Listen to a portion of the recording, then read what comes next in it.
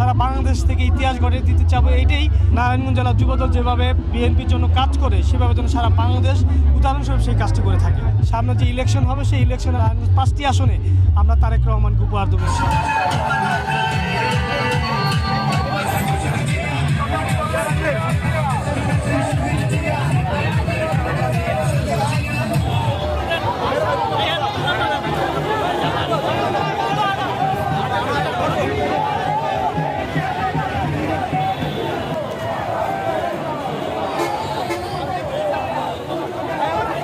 দীর্ঘ 17 বছর যেমন করে আন্দোলন সংগ্রামের মাঠে ছিলাম, ঠিক তদ্রুপভাবে আজকেও এই 37তম প্রতিষ্ঠাবার্ষিকী উপলক্ষে আমাদের নেতা জনাব তারেক রহমানের যে উদ্দেশ্য লক্ষ্য বাস্তবায়ন করার লক্ষ্যে আপনারা জানেন সামনে আমাদের ইলেকশন, সেই ইলেকশনে আমাদের যে 5টি আসন, সেই 5টি আসনে যাতে আমরা বাংলাদেশ জাতীয়তাবাদী যুবদল আমাদের কেন্দ্রীয় আব্দুল মোনায়েম মুন্না এবং সাধারণ সম্পাদক নয়ন ভাইয়ের নেতৃত্বে আমরা সর্বোচ্চ ভূমিকা পালন করার জন্য সবসময় রাজপথে কাজ করে থাকি।